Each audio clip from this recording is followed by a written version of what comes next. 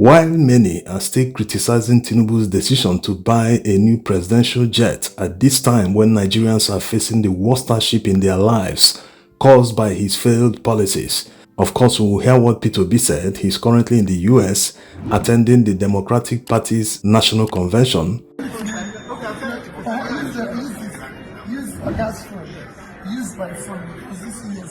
They spent more than 200 billion naira purchasing and refitting this presidential jet.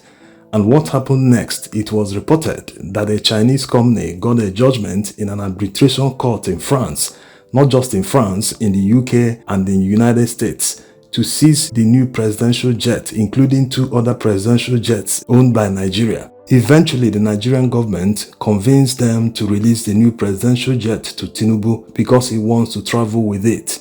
And he traveled to France 2 days ago. Early in the morning on Friday, he flew back to Nigeria just to inaugurate the new Supreme Court Justice. As you know, this new Supreme Court Justice, Kekere-Ekun, was denied visa by the United States because of her role in the governorship election dispute in Imo State. She was the head of the panel that heard the Imo State governorship appeal at the Supreme Court. The panel made a controversial decision by miraculously making Hope Uzodinma, who came forth in the election, to become the winner of the election. After her inauguration as the new Chief Justice of the Federation, pending the approval by the Senate, the government announced that Tinubu will be flying back to France less than 24 hours. He flew back to Abuja for the inauguration of Kekere-Ekun as the new Chief Justice of the Federation. When you look at the story, it sounds as if it is Emmanuel Macron, the French president, that flew to Abuja for an event, and obviously after the event, he is flying back to his country, France. It shows that the protocol officers in this administration don't know their jobs. What are they doing? What were they thinking? How can they waste all that money on aviation fuel? How much did Nigeria waste in the to and fro journey just to come back and inaugurate the Chief Justice of the Federation? Weren't they aware that there will be a lacuna in the judiciary arm of government, that the former Chief Justice of the Federation was going to retire? They didn't make plan for all this, so Tinubu's travel to France couldn't wait for a few days before finally traveling where he normally goes for medical treatment. Whatever he's going there to do, the government said that he was going on a walking visit or something like that. But the waste of unnecessary funds is a huge problem. At a time when Nigerians are suffering, every penny must be accounted for. All the money they are throwing around should have been spent on all sectors that will lift Nigerians out of poverty. Just like P2B said, if you spend money well, you don't need to spend money on palliatives. Palliatives are never the solution. They are not sustainable. Like the saying goes, teach people how to fish so that they will fend for themselves going forward, instead of giving them fish to eat and tomorrow they will be looking around to find another fish to eat. Let's take a listen. How do you feel this represents Nigeria on the international stage, or on the international stage right now? How do you feel we're being represented by our leaders internationally? Very, very shameful. We shouldn't be talking about buying jets today with the level of poverty. We can't be poverty capital of the world and be buying jets. It shouldn't be. Even when I'm still questioning, how much was the cost? We said we're replacing the old one. What is the age of the new one? Why did we need to replace the old one? What is far wrong with it? For me, that shouldn't be. Every penny today should be directed about pulling people out of poverty, in health, in education, because this is where we're lacking. These are development trajectories where we're lacking when compared with similar countries that we're supposed to be at par with. We are low in human development, in education.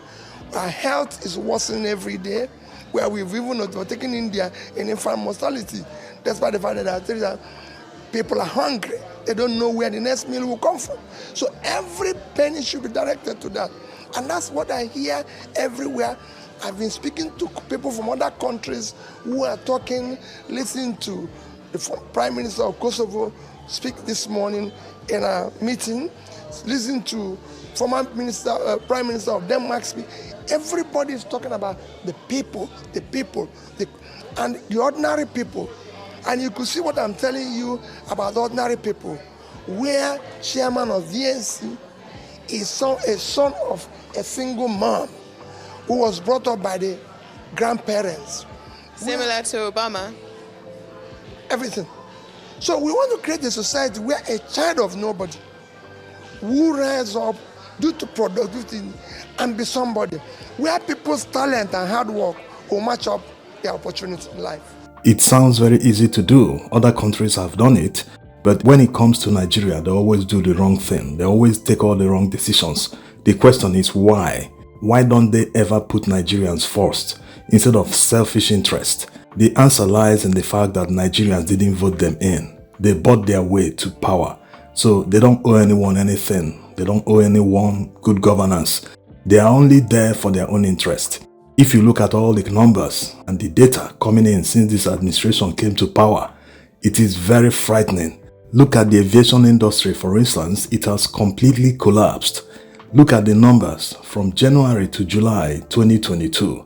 A total number of 9,473,813 people traveled by air throughout Nigeria. This is local travel.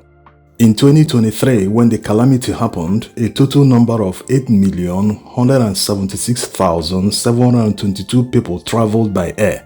This is the entire year of 2023.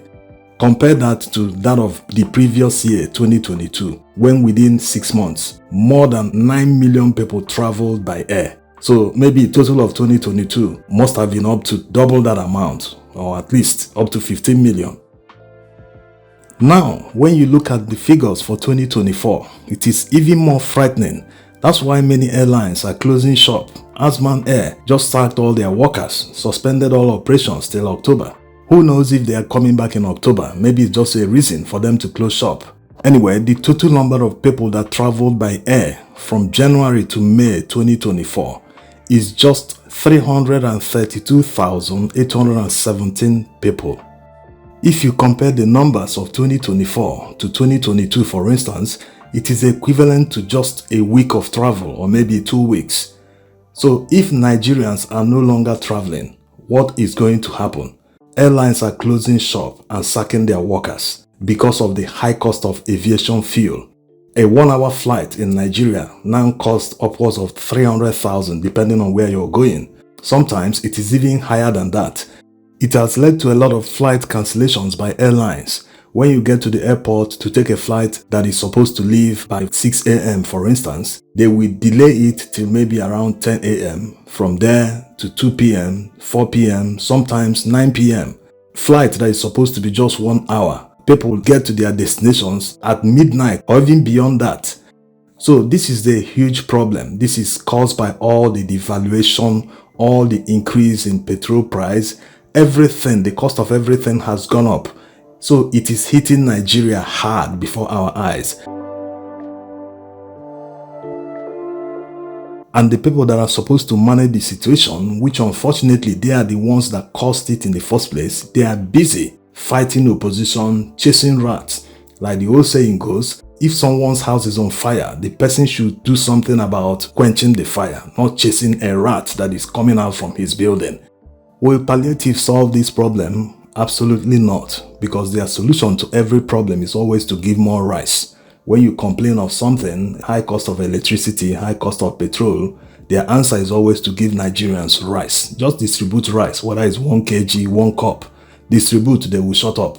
When they say no, rice is not enough, we no longer want palliative, we need solutions, and to express themselves, they troop out in their numbers to protest. The government does what? They will hound them with police, shoot them with live bullets, do all sorts of things, imprison them.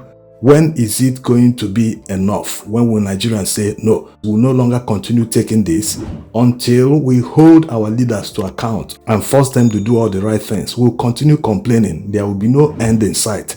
All this talk about, wait, it will be better tomorrow. It will materialize in 2 years' time, in 1 year time. Just wait. Why they continue lavishing the money, living their flamboyant lifestyles in our faces? it will never get better. Rather, it will continue to get worse. Thanks for watching.